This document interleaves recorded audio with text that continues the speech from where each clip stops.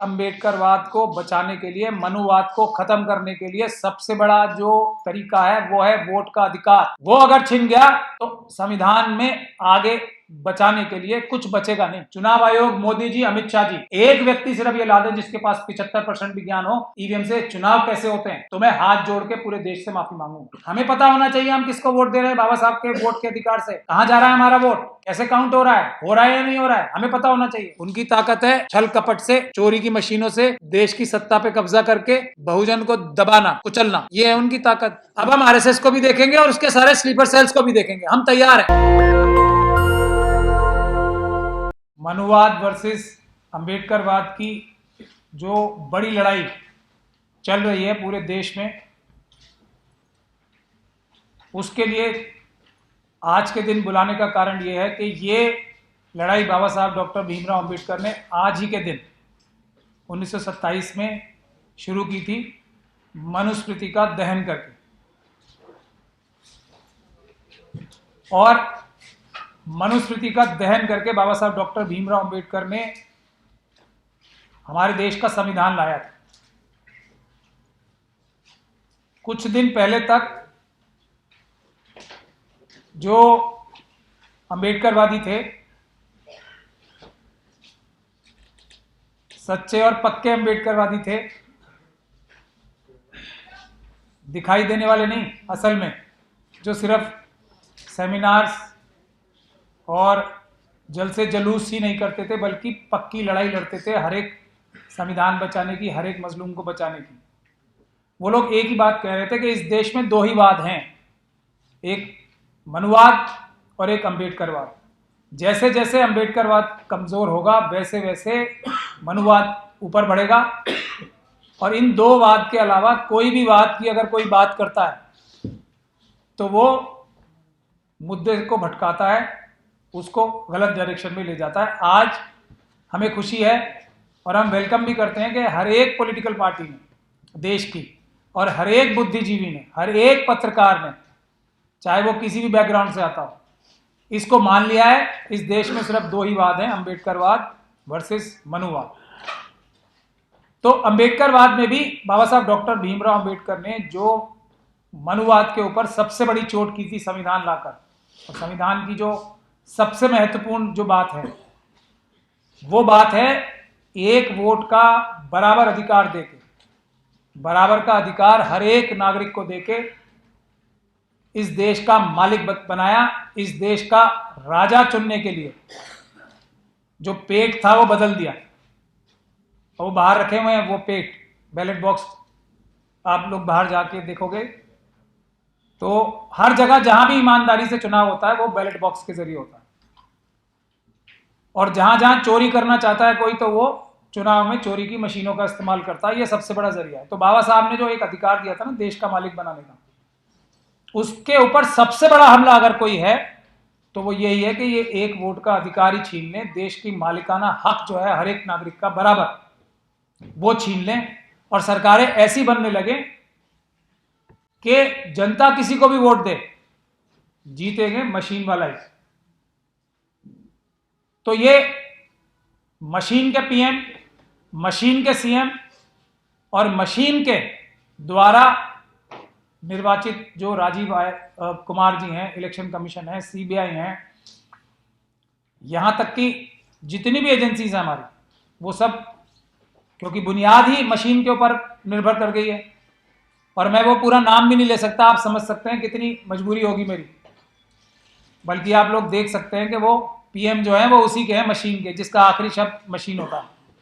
वरना जो प्लेटफॉर्म्स हैं वो भी उसको कम कर देते हैं उस आवाज को, और मोनेटाइजेशन भी खत्म हो जाती है। तो ये सब सरकार के इशारे पे हो रहा है। कौन सी सरकार? जो मशीन द्वारा चुनी हुई है। तो जो लोग अंबेडकरवाद की बात कर रहे हैं उनको सबसे पहले ये समझना चाहिए, अंबेडकरवाद को बचाने के लिए, मनुवाद को खत्म करने के लिए सबसे बड़ा जो तरीका है वो है वोट का अधिकार। वो अगर छिन गया तो संविधान में आगे बचाने के लिए कुछ बचेगा नहीं। तो सबसे ज्यादा अहम लड़ाई ही ये है, जो भी इस मुद्दे से भटकाता है। जैसे अंबेडकरवाद वर्सेस मनुवाद से मुद्दे से इतना भी दाएं बाएं जाता है, वो आप लोगों को भटका रहा है, वो कहीं ना कहीं स्लीपर या वेकिंग सेल है आरएसएस और बीजेपी का, मनुवाद का। तो दोनों चीजें साफ साफ समझ लेनी चाहिए हमें, ये कनेक्टेड है, इंटरकनेक्टेड है। अब इसके लिए बहुत सालों से लड़ाई हो रही थी, बहुत सारे लोग लड़ रहे थे। सिविल सोसाइटी ने हमारी मिशन सेव कॉन्स्टिट्यूशन की और मेरी ड्यूटी लगाई कि अब ये लड़ाई आप लोगों को लड़नी है, स्पीयरहेड आप लोगों को करनी है। यानी कि किसको? मिशन सेव कॉन्स्टिट्यूशन मतलब क्या? अंबेडकरवादियों को। इसी बात की चिढ़ है मनुवादियों की सबसे ज्यादा, और सारे स्लीपर सेल जो वो हो गए ना, जाग गए, वो इसी वजह से हो गए। तो और हम लोग क्यों जीत रहे हैं? बाकी सब लोगों ने 46 पिटीशन सुप्रीम कोर्ट में लगाई, 46 की 46 रद्द हुई, हमारी ही क्यों बचती है पिटीशन? आधी आधी जिंदा बची हमारी हर जगह क्यों बचती है? क्योंकि हम लोगों को, उसका भी मैं आज बाबा साहब के एक महत्वपूर्ण कार्य का दिन है, मनुस्मृति दहन का, तो वो भी मैं आपको उसकी वजह बता दूं। हमारी बचती क्यों है? क्योंकि हमें एकलव्य का कॉन्सेप्ट जो है अच्छी तरह से समझ में आ चुका है। हम लोग तैयार ही हैं बिना अंगूठों के लड़ाई करने के लिए और जीतने के लिए। हमारी स्ट्रेटेजी बिना अंगूठों के, बिना हाथ के जीतने की होती है। बाकी सबको तो आदत ही नहीं होती ना, उनको तो सब कुछ चाहिए, अंगूठे भी चाहिए, हाथ भी चाहिए, तब भी वो जीतेंगे हारेंगे उन्हें पता नहीं। हम लोग जो अंबेडकरवादी हैं सच्चे, वो तो तैयार है ना कि हमारा अंगूठा भी कटेगा, हमारा हाथ भी कटेगा, उसके बगैर कैसे जीतेंगे हम? इसलिए हम इन मुश्किल हालात में केसेस जीतने की ताकत रखते हैं, जो बिल्कुल ही उम्मीद ही नहीं थी किसी को। तो अब जब रिजल्ट आने शुरू हो गए, धीरे धीरे करके आने लगे, ये पंजाब एंड हरियाणा हाईकोर्ट का तो बहुत सारे एफर्ट्स का, जिसमें आंदोलन और आंदोलन के साथी हमारे सामने बैठे हैं, जो हमें छोड़ के नहीं गए कभी भी। मुट्ठी भर साथी जो बाबा साहब डॉक्टर भीमराव अंबेडकर के साथ थे ना, जिन्होंने संविधान बनाया, आज बाबा साहब डॉक्टर भीमराव अंबेडकर के कुछ छोटे छोटे मुट्ठी भर सिपाही मौजूद हैं, वही पूरे मनुवाद को और आरएसएस और बीजेपी को रोके हुए हैं, बाकी सब मिथ्या है। तो जब हम केस जीतने लगे, और ये पहला नहीं था पंजाब हरियाणा हाईकोर्ट, हम लोगों ने उनको घेर के जहां हम चाहते थे वहां ले आए जाए। अब इसका हरियाणा एंड पंजाब हाईकोर्ट का ऑर्डर क्या था और उसके नतीजे क्या हो सकते थे? दो ही हो सकते थे। मैं बाकी सारी डिटेल्स में नहीं जा रहा हूं। आज मैं बहुत सारी वीडियोस और बहुत सारे लोग, आप सब लोग अब जानते भी हो, खासतौर पे जो हमारे सोशल मीडिया के जो ईमानदार पत्रकार हैं। आज तो मेरा नाम शेयर मार्केट में बहुत ऊपर हो गया, लेकिन ये आप लोगों की बदौलत है जो ये लड़ाई हम आज जीतने की कगार पे पहुंचे हैं। इसमें मैं सिर्फ और सिर्फ उन सोशल मीडिया के अंबेडकरवादी जो एक्टिविस्ट हैं, आप लोग किसी भी और जर्नलिस्ट से बड़े जर्नलिस्ट हो, आज तो सारे जर्नलिस्ट मेरा नाम ले लेके बोल रहे हैं ना, मैं किसी गलतफहमी में नहीं आता। इसका क्रेडिट आप लोगों को जाना चाहिए। आप लोगों ने अपनी डिमोनेटाइज कराया, आप लोगों ने अपना येलो करवाया, आप लोगों के ऊपर धमकियां आई, आप लोगों को डराया गया, लेकिन आपने हम लोगों को कवर करना बंद नहीं किया। इसका क्रेडिट सबसे बड़ा सोशल मीडिया के अंबेडकरवादी जर्नलिस्ट को जाता है, इस लड़ाई में हमें यहां तक पहुंचाने का। इसमें मुझे कोई शक और शुबे की गुंजाइश नहीं। अब जब जीत होने लगती है ना, तो सब साथ आ जाते हैं।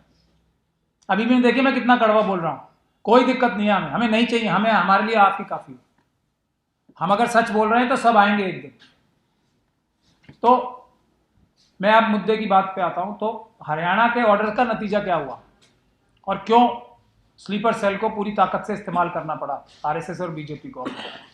हरियाणा के ऑर्डर का मतलब यह हुआ कि 90 की 90 सीटों को एक ऐसे व्यक्ति को देना है, और चुनाव आयोग ने पूरी ताकत लगाई वहां अपोज करने की। एक ऐसे व्यक्ति को देना है जो कि ना हरियाणा का रहने वाला था,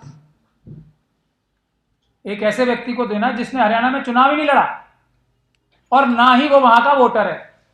और चुनाव आयोग ने यह तक कहा, अगर आप वो ऑर्डर देखेंगे, कि ये व्यक्ति जो है ये शरारत करेगा, इसके जो इंटेंशन है वो बहुत खराब है, मेलिशियस है, और ये ना वोटर है, ना कैंडिडेट है, ना रहने वाला है। इन सभी बातों को नकार के honourable Punjab and Haryana high court ने कहा नहीं, आपको देना पड़ेगा। और उससे भी बड़ी रिपरकशन क्या थी कि अदालत में केस डालने की जरूरत नहीं है। जो ये बार बार चुनाव आयोग के राजीव कुमार जी, जिनको मैं देश का सबसे बड़ा वोटों का चोर कहता हूं, तो उनको यह निर्देशित किया गया, उनकी चुनाव आयुक्त को यह निर्देशित किया गया कि देना पड़ेगा, भले ही आप कुछ भी कह रहे हो। और वो जो कहते हैं ना कि कोर्ट केस के बाद ही मिलेगा, वरना हमने उसमें रखा था स्ट्रांग रूम में, और क्या क्या झूठ बोलते हैं, असत्य बोलते हैं। तो उससे ये हो गया पंजाब हरियाणा हाईकोर्ट से कोई भी नागरिक, पूरे देश का कहीं का भी नागरिक हो, किसी भी चुनाव की, कहां से, पूरी मतलब फर्स्ट लेवल ऑफ चेकिंग से चुनाव के 6 महीने पहले से करीब एक एक ईवीएम की मशीन की वीडियोग्राफी, सीसीटीवी फुटेज और फॉर्म 17C और दूसरे कागज जो है वो सब देने पड़ेंगे, किसी भी नागरिक को देने पड़ेंगे। हाँ, फर्क ये होगा सिर्फ कि जो कैंडिडेट होगा उसको फ्री में देने पड़ेंगे, जो उस क्षेत्र से चुनाव लड़ेगा, और बाकी सबको फीस लेके देने पड़ेंगे। तो हमने कहा था हम फीस देने को तैयार हैं। जब ये डायरेक्शन हो गई तो इसका मतलब क्या था? दो मतलब थे इस चीज के भी। पहला कि मैं झूठ बोल रहा हूं, मैंने पूरे देश को गुमराह किया, जैसे देवेंद्र फडणवीस साहब ने बोला, आरएसएस के सभी लोगों ने, ऑप इंडिया ने, पता नहीं क्या क्या बोला। या तो मेरा झूठ साबित हो जाता आंखों से देख के, प्रत्यक्षम बोलते हैं ना, किम प्रमाणम, तो सब मेरा झूठ साबित हो जाता और मोदी जी की सच्चाई साबित हो जाती कि देखिए कि चुनाव जो है पूरी ईमानदारी के साथ हुआ है, सारे कायदे कानून जिसका सुप्रीम कोर्ट में एफिडेविट फाइल किया था और सुप्रीम कोर्ट को बार बार गुमराह किया था, वो प्राचा साहब गलत बोल रहे हैं और हम सच्चे हैं, ये साबित हो जाता। और या ये हो जाता कि मैं सच्चा हूं, अंबेडकरवादी एक छोटा सा सिपाही सच्चा है, और ये पूरे देश में जितने मनुवादी हैं, छदम, स्लीपर सेल्स, जासूस या जो भी, वो सब झूठ बोल रहे हैं। एक झटके में ये हो जाता, मैं जनता के सामने ये रख देता, देख लो आप अपने आप। अब मैं एक शब्द नहीं बोल रहा हूं, किस प्रकार से मशीनों में छेड़छाड़ हुई, किस प्रकार से मशीनों को खोला गया वोट के बाद, किस प्रकार से मशीनें बदली गई, अपने आप देख लो। तो एक ये था। दूसरा ये था कि मना कर दें, हम मना करने का कोई रास्ता नहीं था, तो उन्होंने कानून ही बदल दिया।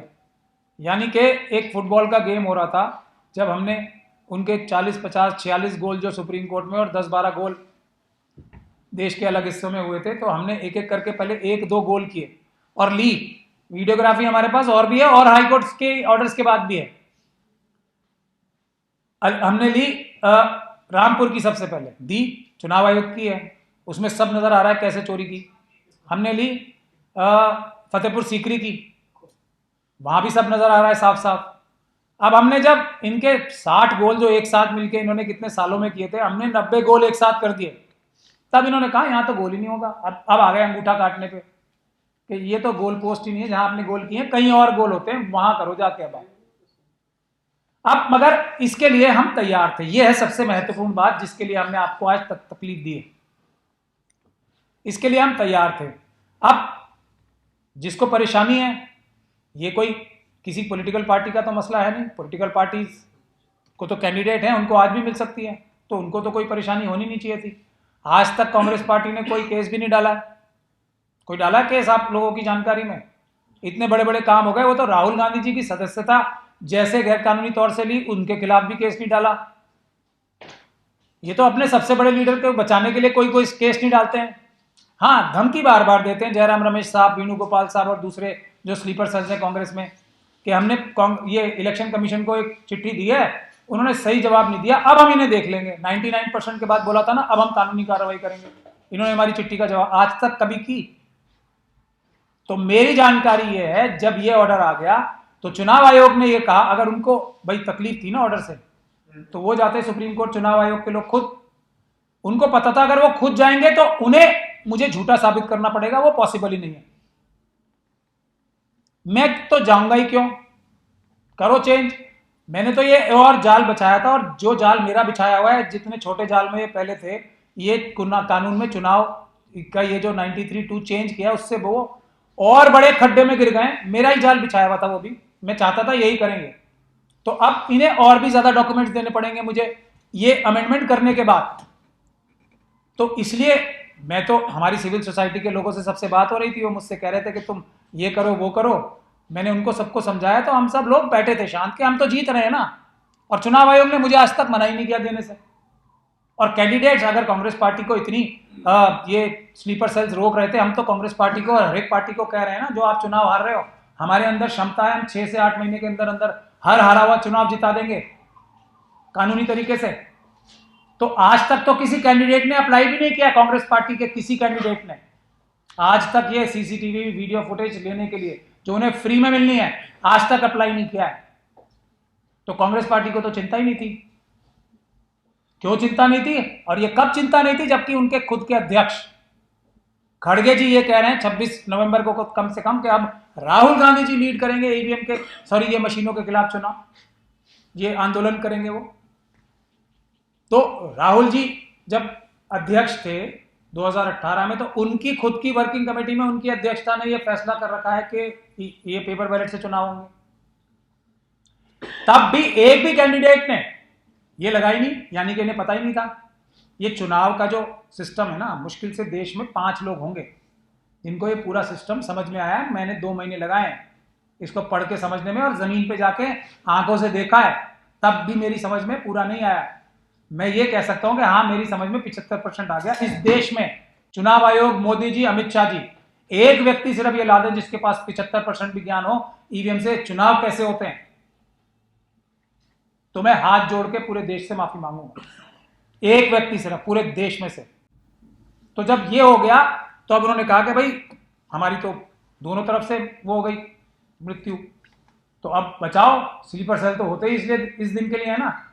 तो स्लीपर सेल्स के कहने में, बल्कि आरएसएस के कहने में, स्लीपर सेल्स ने कांग्रेस से ये बिना तैयारी के हमें बहुत बड़े खतरे में डालने के लिए ये केस डाला है, जिनकी ना तो तैयारी थी, ना इनको समझ है। मैं सीधे सीधे बोल रहा हूं, बोलना नहीं चाहिए मुझे। ना इनको समझ है जो इन्होंने पिटीशन डाली कि क्या डालनी चाहिए थी, कैसे डालनी चाहिए थी, और ना इन्होंने हमसे डिस्कस किया। अगर इनको ये करना ही था तो हमसे डिस्कस कर लेते, शायद हम इनको बेहतर करके बता देते। हालांकि मैं तो मना ही कर रहा था, और मैंने अनाउंस किया था जब ये ऑर्डर आया था ना, तो मुझसे जर्नलिस्ट ने पूछा था कई मेरा इंटरव्यू लेते हुए कि आपको सबसे बड़ा खतरा किस चीज से है, तो मैंने कहा था उन स्लीपर सेल से जो इस मुकदमे के खिलाफ हमारे जैसे लगने वाले होंगे, जो हमारी साइड है ना, उस तरफ से वो पिटीशन सुप्रीम कोर्ट में डालेंगे। उससे मुझे सबसे बड़ा खतरा है। और मैं रिक्वेस्ट की थी सबसे कि सुप्रीम कोर्ट नहीं जाना है। आप लोग सब गवाह हैं इस बात के, मैं बार बार मना करता हूं। सुप्रीम कोर्ट वही जाएगा जो या नासमझ होगा या वो आरएसएस का एजेंट होगा। तो इस सब के कहने के बावजूद भी ये गए, इन्होंने हमारा बड़ा नुकसान किया। अब ऊपर वाले के हाथ में है कि कितना नुकसान होगा। ले गए कुछ नहीं आएंगे, क्योंकि ये रिट्रोस्पेक्टिव इफेक्ट से तो होता नहीं है लागू। और ये कह के भी सुप्रीम कोर्ट डिसमिस कर सकता है ना, आपके पास तो पूरा राइट है ना, अपने कैंडिडेट्स को अप्लाई कराओ, आपको तो मिल ही जाएगा। ये तो नागरिकों का अधिकार है। और चुनाव आयोग और ये स्लीपर सेल्स और आरएसएस के लोग क्या चाहते हैं कि ये चुनाव जो है ना पॉलिटिकल पार्टीज के बीच में रह जाए। ये चुनाव तो हमारा है, हम सबसे बड़े स्टेक होल्डर हैं, पॉलिटिकल पार्टी सारी हमारी नौकर हैं। हमें पता होना चाहिए हम किसको वोट दे रहे हैं। बाबा साहब के वोट के अधिकार से कहां जा रहा है हमारा वोट, कैसे काउंट हो रहा है या नहीं हो रहा है, हमें पता होना चाहिए। हमारे ऊपर जवाबदेही है, हमको जवाब देना है सबने। कांग्रेस पार्टी ने भी, सभी विपक्ष की पार्टियों ने, और मोदी जी ने भी, हमें जनता को जवाब देना है। तो अब हमारी स्ट्रेटेजी पे आ जाते हैं हम सीधे। अगर ये पॉलिटिकल पार्टीज आज भी अगर ये सीरियस हैं और स्लीपर सेल के दबाव से बाहर आ सकती हैं, जिसका मुझे काफी डाउट है, क्योंकि वो स्लीपर सेल का मतलब ही होता है कि वो, और इसी के लिए मैं आपको एक किताब भी दिखाना चाहता हूं। ये देवा सायम साहब ने एक किताब लिखी है,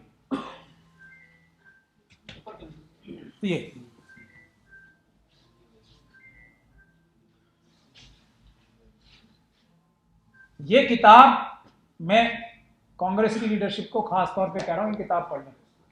उनको पता लग जाएगा कि इमरजेंसी के टाइम में भी, ये देवा सायन साहब वो हैं जो जयप्रकाश नारायण साहब के साथ उस समय डीएम थे ये चंडीगढ़ के, और उनके साथ ये सारे उनके साथ फैसिलिटेट करने के लिए एक तरीके से उनके ऑफिसर इंचार्ज थे। उस समय का जिक्र इस किताब में किया गया है। 2 वजह से मैं ये किताब दिखाई है आपको कि उस समय के स्लीपर सेल्स कैसे जयप्रकाश जी और इंदिरा जी के बीच में खाई बढ़ा रहे थे ज्यादा, उस समय के स्लीपर सेल्स।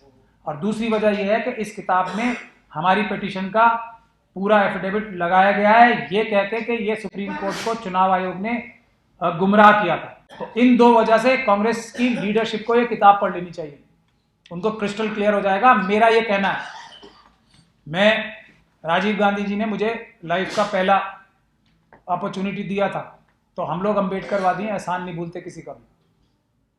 तो मुझे उस समय के स्लीपर सेल ने राजीव जी की हत्या कराने में उनका हाथ था, उस समय के स्लीपर सेल्स में। आज भी वही हो रहा है। तो ये कांग्रेस की लीडरशिप को ये समझना चाहिए कि ये उनकी एग्जिस्टेंशियल लड़ाई हो रही है। अगर हमारी बात नहीं सुनेंगे तो कोई गारंटी नहीं है इन आरएसएस के और मनुवादियों के हाथ से कुछ भी हो सकता है, और वो उसकी जिम्मेदारी सबसे बड़ी स्लीपर सेल्स की होगी। मैं ये कहने के लिए मजबूर हूं। अब हमारी स्ट्रेटेजी ये है कि अगर ये सारी ऑपोजिशन पार्टीज, अब क्योंकि कांग्रेस पार्टी ने के ही स्लीपर सेल्स ने हमसे सबसे आगे आके लड़ाई लड़ी है, तो मुझे उसका जिक्र ज्यादा करना पड़ा। हमारी सभी पॉलिटिकल पार्टीज से और बसपा से खास तौर पे ये कहना है कि इस चुनाव में वोट चुराने की जो ये मशीनें इस्तेमाल हो रही हैं, उससे अगर किसी एक पार्टी को देश में सबसे ज्यादा नुकसान हुआ है तो वह है बहुजन समाज पार्टी। मैं ये साफ कर देना चाहता हूं, सबसे बड़ा नुकसान। बहुत सारे वहां भी स्लीपर सेल्स हैं, उनका मैं जिक्र ही नहीं कर रहा, लेकिन सबसे बड़ा नुकसान बहुजन समाज पार्टी को हुआ है। ये हालात नहीं है जैसे आज उनके नजर आ रहा है, ये जमीनी हकीकत नहीं है। लेकिन ये बसपा की लीडरशिप के ऊपर हम छोड़ते हैं कि क्या वो अपने स्लीपर सेल्स को छोड़ के अपनी टॉप लीडरशिप की बात सुन के इस लड़ाई में हमारे साथ आते हैं या नहीं आते। उसके बाद बाकी सारी ऑपोजिशन पार्टीज के साथ भी नुकसान हुआ है, हर एक जगह हुआ है, कहीं कम कहीं ज्यादा। तो अब हमारा कहना यह है कि अगर ऑपोजिशन पॉलिटिकल पार्टी सीरियस हैं तो 90 से ज्यादा पिटिशंस पेंडिंग है, लोकसभा की पिटिशंस अलग अलग विभिन्न हाई कोर्ट्स में। हमारे पास वो पूरा, और मैं जो बात कहता हूं शुरू में बहुत अजीब सी लगती है लोगों को और लगती है अविश्वसनीय लगती है, लेकिन वो जैसे बाबा साहब की बातें अविश्वसनीय लगती थी ना, जब उन्होंने करके दिखा दिया, संविधान बना के दिखा दिया, तब सब लोग एकदम मतलब 40,000 वोट का करंट लगा सबको। तो हम तो उनके फॉलोअर्स हैं, तो 400 वोट का करंट तो हम भी लगाने के काबिल हैं ही। तो अब मेरी बातों से झटका लगता है, तो अब ये जो झटका ना लगे इसलिए मैं बता रहा हूं कि 90 से ज्यादा सीटों पे हम 6 से 8 महीने के अंदर अंदर चुनाव दोबारा करने की कानूनी समझ रखते हैं। उसमें हमें अपोजिशन पॉलिटिकल पार्टीज की मदद चाहिए। उससे ये सरकार जो है 90 सीटों पे अगर दोबारा चुनाव होंगे तो आप समझ सकते हैं, और अब की बार पेपर बैलेट से होंगे तो आप समझ सकते हैं कि ये किसी भी हालत में किसी भी कीमत पे दोबारा मोदी जी चुनाव नहीं जीतेंगे। पेपर बैलेट से तो वैसे ही नहीं जीतेंगे। दूसरा, हरियाणा के चुनाव में 16 से ज्यादा सीटों पर, 16-17 से ज्यादा सीटों पर दोबारा 6 से 8 महीने में, ये बहुत महत्वपूर्ण है, 5 साल में नहीं, 6 से 8 महीने में हम दोबारा चुनाव कराने की क्षमता रखते हैं। और अभी महाराष्ट्र के लिए टाइम है। अगर महाराष्ट्र में जो चुनाव हुए हैं और जो बाई इलेक्शंस हुए हैं यूपी में, अगर पॉलिटिकल पार्टीज हमारा साथ देंगी तो 6 से 8 महीने में महाराष्ट्र में कम से कम 150 सीटों पे दोबारा चुनाव हो सकते हैं, और ये यूपी में भी बाई इलेक्शंस में दोबारा चुनाव हो सकते हैं। ये हमारे पास फॉर्मूला है, इम्पेकेबल फूल प्रूफ फॉर्मूला है। अब ये देश की जनता जाने कि ये ऑपोजिशन की पॉलिटिकल पार्टीज कितनी सीरियस हैं बाबा साहब का संविधान बचाने के लिए, या लो हैंगिंग फ्रूट्स, या किसी साजिश के तहत स्लीपर सेल्स की ये अपनी बात को नहीं करवा पा रही हैं पॉलिटिकल लीडरशिप। क्योंकि मेरे पास जानकारी है, हर एक पॉलिटिकल पार्टी में, चाहे वो शरद पवार जी की पार्टी हो, चाहे वो उद्धव ठाकरे जी की पार्टी हो, चाहे वो अखिलेश यादव जी की पार्टी हो, चाहे वो कांग्रेस पार्टी हो, या कोई भी पार्टी हो, उसकी टॉप लीडरशिप पूरी तरीके से 100% हमारी बातों से एग्री करती है। ये स्लीपर सेल्स उन पे भारी पड़ रहे हैं।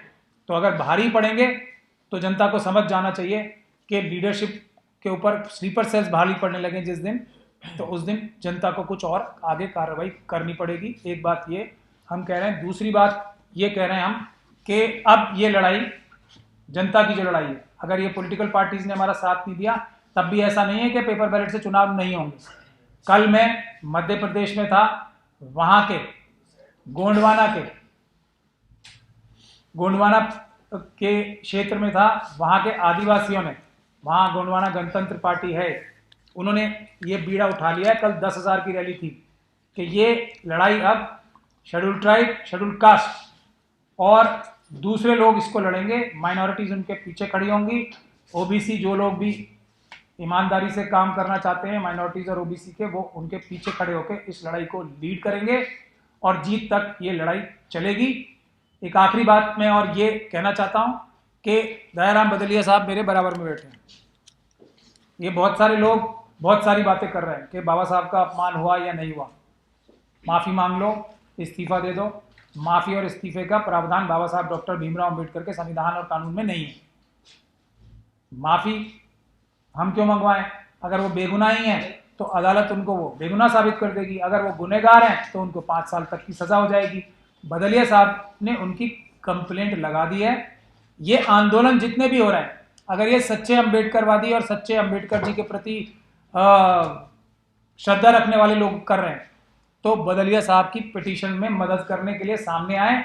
हमारी डिमांड एक ही है, अमित शाह जी बेगुनाह हैं तो कानूनी प्रक्रिया से उनको बेगुनाह साबित होने दिया जाए, और अगर वो गुनहगार हैं तो एफआईआर दर्ज की जाए उन अधिकारियों के खिलाफ जिन्होंने अभी तक इस कानून का उल्लंघन किया, SC/ST एक्ट का, उनके खिलाफ कार्रवाई की जाए।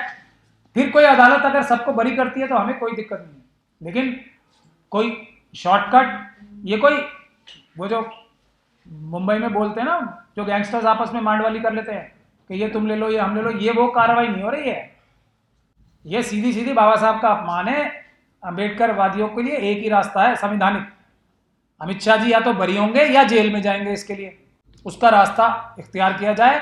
आंदोलन अगर कोई होना चाहिए तो वो यही होना चाहिए, और कोई आंदोलन हम समझते हैं कि बात को डाइवर्ट करने वाला है, किसी का पॉलिटिकल फायदा हो सकता है, लेकिन जो असली संविधान पे हमला है उसकी इसमें कोई सॉल्यूशन नहीं है इसका।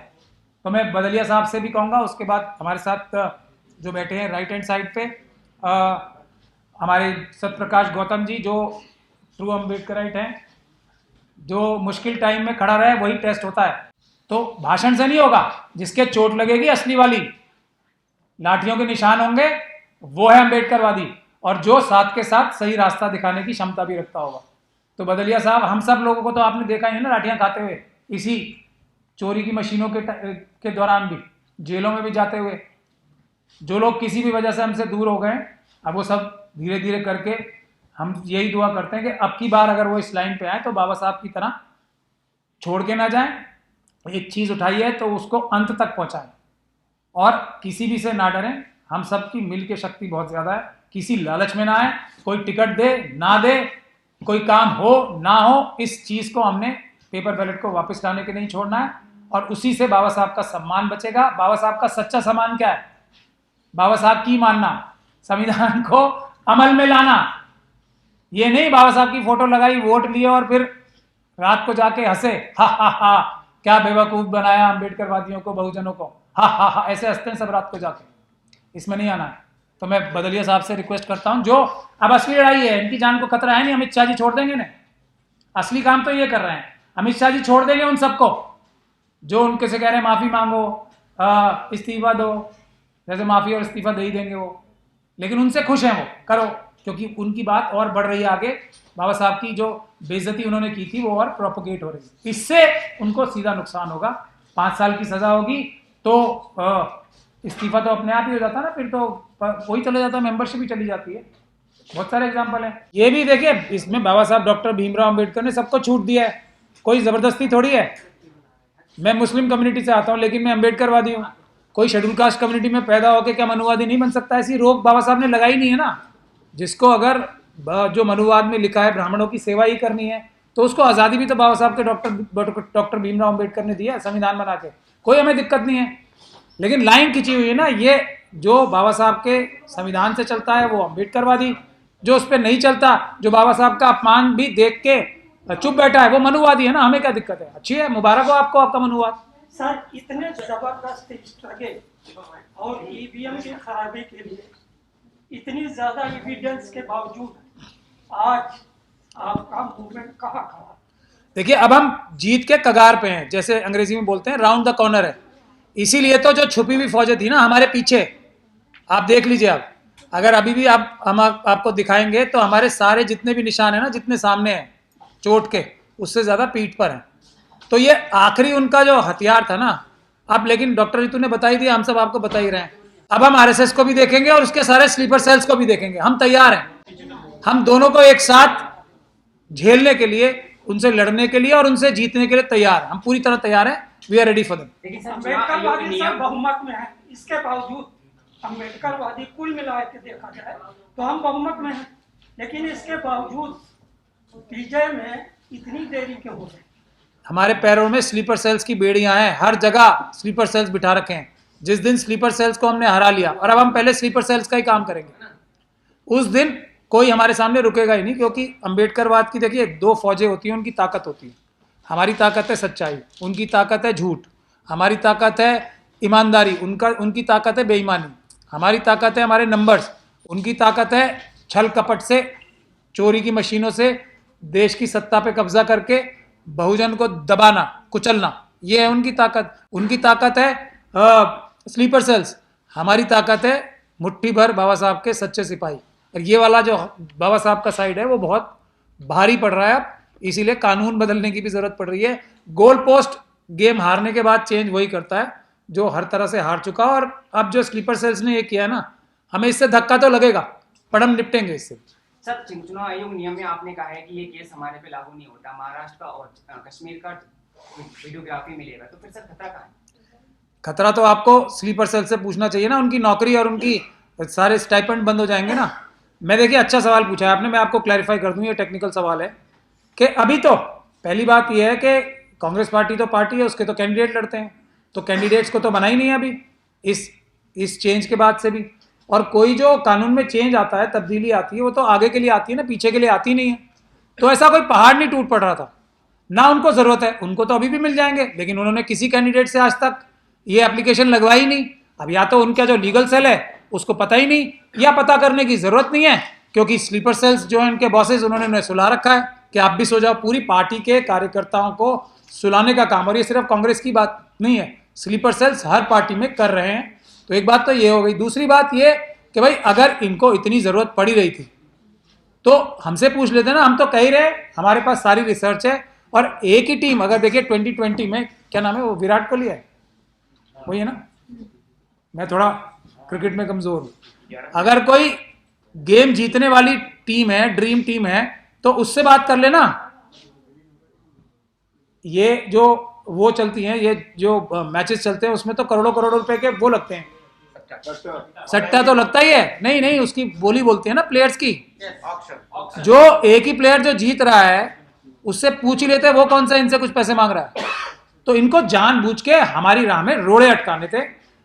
अंपायर भी उस तरफ, पिच भी उनकी, हमारे हाथ में बल्ला भी नहीं है, हमारे अंगूठे दोनों काट ही रखे हैं, फिर भी हम जीत रहे हैं। तो अब सामने तो आना ही पड़ेगा ना, जो स्लीपर सेल। उन्होंने कहा हम सपने में भी नहीं सोच सकते, सपने में भी नहीं सोच सकते कि बाबा साहब का हम अपमान करें। नहीं सोच सकते, लेकिन कर तो दिया, उसका क्या है। ये तो देखिए वो खुद ही बोलते हैं ना, जुमले बोलते हैं हम, तो ये जुमला है कि सपने में भी नहीं सोच सकते। कांग्रेस ने चुनाव नियम, जयराम रमेश साहब ने, आरएसएस ने जयराम रमेश साहब को और कांग्रेस के सारे स्लीपर सेल्स को एक्टिव किया है। और अभी हमारे पास सारे सबूत हैं। देखिए मैं कोई भी बात, एक मिनट चुप हो जाए ना, मैं कोई भी बात बगैर सबूतों के नहीं बोलता। ये दो नाम हमने लिए हैं स्लीपर सेल्स के, सिर्फ 2 लिए हैं अभी, हमारे पास सबके और भी स्लीपर सेल्स के नाम हैं। धीरे धीरे करके हम उजागर करेंगे। जयराम रमेश और वेणुगोपाल साहब के बारे में जो भी सबूत चाहिए हो किसी को भी, हमारे पास हैं, हम दे सकते हैं और हम देंगे भी। लेकिन हमारा पर्पस क्या है, इसलिए देखिए, नहीं तो मैं सबको पब्लिक डोमेन में ला दूंगा। मैं सारे सबूत पब्लिक डोमेन में ला सकता हूं। क्यों नहीं ला रहा? क्योंकि हमारा काम है आरएसएस और बीजेपी को रोकना, क्योंकि वो मनुस्मृति लागू करना चाहते हैं। इसीलिए अगर हमें पार्टीज को भी इनको बचाना है, अपोजिशन पार्टीज को, वरना मैं सभी स्लीपर सेल्स के सबूत ऐसे पब्लिक डोमेन में ला दूंगा। लेकिन हमें पार्टीज को बचा के, उसकी लीडरशिप को बचा के इन स्लीपर सेल्स को हटाना है। इसलिए हमारा काम 10 गुना ज्यादा मुश्किल है कि पार्टी को कोई नुकसान ना हो, पार्टियों को कोई नुकसान ना हो, और हम स्लीपर सेल्स को खरपतवार की तरह बाहर निकालते हैं। ये हमारा थोड़ा ज्यादा मुश्किल काम है। सर, अमित शाह से आप सुरक्षा की मांग कर रहे हैं, आपके साथी को जान का खतरा क्यों है? किसने मांग की सुरक्षा की? नहीं, कहां की है? उन्होंने बोला है भले ही मुझे मार दें, इनको चाहिए सुरक्षा दें मुझे। लेकिन मुझे मार दे, मैं कोई सुरक्षा नहीं मांग रहा। गृह मंत्रालय के अमित शाह के हाथ में क्या ब्लैकलिस्टेड कर दिया जाए। नहीं, ये एक तो पता नहीं मुझे वो क्या लिस्ट होती है, लेकिन वो लोग बाबा साहब के साथ ईमानदारी नहीं कर रहे हैं, इतना मैं कह सकता हूँ। नेशनल दस्तक की आपसे गुजारिश है कि अगर इसको बचाना चाहते हैं तो नेशनल दस्तक को सब्सक्राइब करने के लिए रेड कलर के सब्सक्राइब बटन को दबाएं, फिर बेल आइकन की घंटी दबाएं। नेशनल दस्तक को बचाने के लिए बहुत जरूरी है कि हर खबर को शेयर करें, लाइक करें, कमेंट जरूर करें।